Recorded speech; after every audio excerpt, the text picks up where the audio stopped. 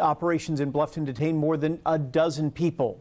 The Beaufort County Sheriff's Office says the focus was on locating individuals who had already been ordered removed from the United States by a federal immigration judge and had not complied with those orders. WSAV's Nakia Harris joining us live now from the protest in Bluffton. That's right, Tina. We're here exactly 1 week after that ICE operation here in Bluffton, and the protest actually started at 4 o'clock, and there's already more than a dozen people here. As you can see, people have been honking as they ride down the road. And when I spoke to some of these folks before, getting on here, they were very passionate about this particular subject. Now, we're going to show you some video from that ICE operation last week. WSAV did speak with an immigration attorney who says she's heard from local families who have not heard from their loved ones since Friday. They fear that they may have been taken into custody. Some say they believe their relatives were detained, but still cannot find out where they are. Advocates say the lack of information is really fueling anger and uncertainty in the community. And I'm going to be here talking with folks. This is from 4 to 7 o'clock, so I will be here giving you the latest. But for now, reporting in Bluffton, Nakia Harris, WSAV News 3 on your side. Well, WSAV is your local election headquarters. Early voting begins Monday for Georgia's primary runoff election. WSAV's Evan Smoke has what you need to know before going back to the polls. Early voting begins Monday, and on the ballot is a multitude of local and statewide offices. The runoff includes the Republican primary for governor and U.S. Senate. In Bullitt County, a local county commissioner seat is once again up for grabs. County election staff tells WSAV if you voted during May's primary election, your choice of ballot has already been decided. If you cast a Democrat ballot, then you will have to vote a Democrat, ballot for the runoff. Same as Republican. Early voting in Bullitt County will be held right here at the Bullitt County Annex from 8 a.m. to 5 p.m. Monday through Friday. Reporting in Statesboro, Evan Smoke, WSAV News 3, on your side. In South Carolina, 8 candidates are vying for the Democratic nomination for Congress in District 1. Incumbent Nancy Mace's run for governor means this is a wide open spot for both parties. Mac DeFord ran once before, coming up just a few hundred votes short of the nomination. This time, he is one of the front runners, using his experience to express his views to voters, especially on the need for relief at the pump and the kitchen table so regular people won't get priced out of their everyday meals. He's encouraged by the record early voter turnout. So seeing a lot of people who have moved here since 2024 who are also making sure that they get registered and go out to vote. So I think it gives Democrats an advantage, but more so, I think that this is a reaction and a rejection of what we've seen play out nationally, and we don't want to be treated like cattle, where the politicians are going to change the goalposts in the middle of the game. Now, we told you yesterday about one candidate suspending their campaign for South Carolina governor. Now that candidate has issued an endorsement. State Senator Josh Kimbrell dropped out of the Republican primary yesterday. Now Kimbrell says he's endorsing Attorney General Alan Wilson. Now Kimbrell says his decision came down to which candidate would have the most focus on fiscal responsibility and making South Carolina more affordable, saying, quote, Wilson understands the government should work for families, not the other way around. And remember, if you need anything for more details on this year's elections as we get closer to midterms, just head to WSAV.com/electionHQ. In our crime and safety report now, the Jasper County Sheriff's Office is investigating a vulnerable adult neglect case in Hardeeville. A caregiver has now been arrested and is facing serious charges. According to deputies, on May 30th, officers responded to a welfare check at a home on Calabogie Way. Investigators say they forced entry after discovering the front door had been nailed shut. Inside, deputies found a vulnerable adult who was bedridden, nearly nonverbal, and living in what authorities describe as severe neglect. Investigators say the home had no electricity, no food, and no running water. The victim was transported for medical treatment, where hospital staff determined he was severely malnourished and emaciated. Following the investigation, the victim's primary caregiver, Shannon Saxon, that you see here, was arrested and charged with neglect of a vulnerable adult and attempted murder. Authorities say the investigation is ongoing and additional charges should still be filed.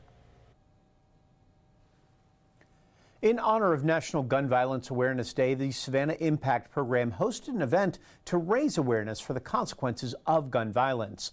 WSV's Isley Herschel was there. She's got more on how this impacted the kids in attendance.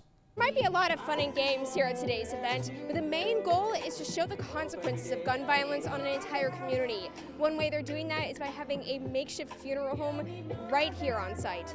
The Savannah Impact Program sponsored this event to give kids a powerful example of how picking up a gun can affect them, their friends, family, and community. They hope to show them why gun violence isn't the answer. Along with games and food, there were various resources and a chance for youngsters to speak with law enforcement. Tanaka Stringer with A Mother's Hurting Heart was at the event.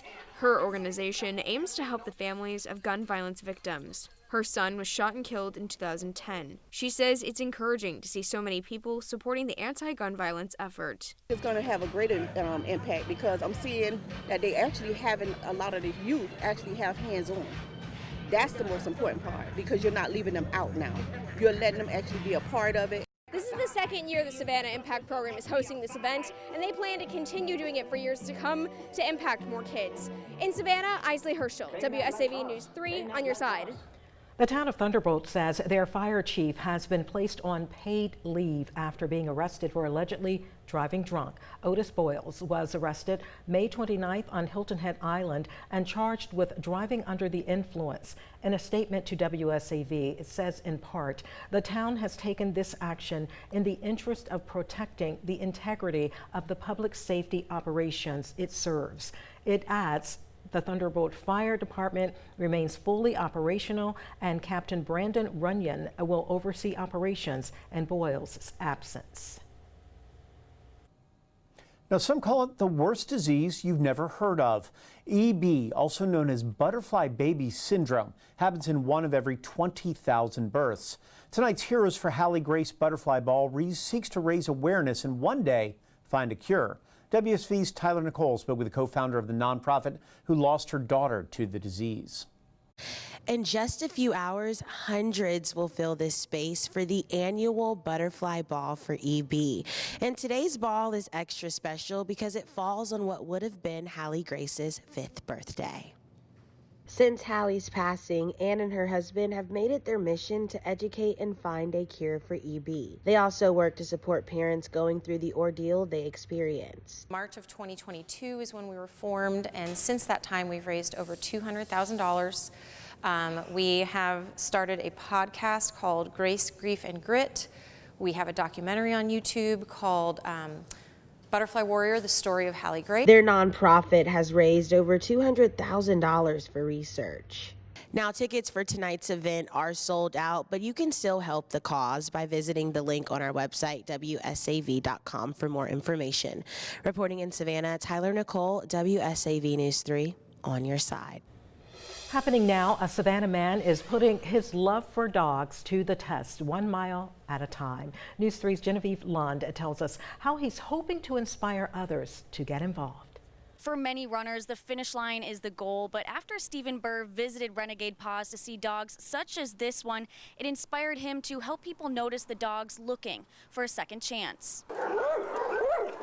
At Renegade Paws, every kennel holds a different story. Some dogs were rescued from neglect, others were pulled from euthanasia lists. And a few weeks ago, each of the 57 dogs inside this shelter got something else, a mile. Starting off with Schmeeky Weegie, long ears, longer necks, mossy oak, born for adventure, and pizza crust. After touring the facility, Savannah runner and cardio dogs owner Stephen Burr decided to match them, 1 mile for every dog. The day that he visited us, there were 57 dogs in-house, and so he said, that's what I'm going to do. I'm going to run 57 miles for the 57 dogs. And each mile that he ran, he knew what dog he was running for. Over 4 days, Burr logged 57 miles across Savannah. But the challenge wasn't just about distance. Each each mile came with a name, a different rescue dog he'd pause to recognize along the way. Because I did a shout out every mile. I did one of the dogs. And I said something, clever or funny about it. And the idea connected with people. The fundraiser brought in more than $2,500 for Renegade Paws, money that can help cover everything from food and vaccinations to emergency medical care. But shelter leaders say that the biggest impact may have been the attention. Several people have reached out about dogs they saw featured during the challenge, and some temporary fosters have already turned into longer-term homes. I just want to keep doing this, and then eventually I would love to be giving Renegade or whatever shelter 50 grand or 60 grand, make a huge difference. For Stephen Burr, 57 miles was never the finish line. It was just the first step.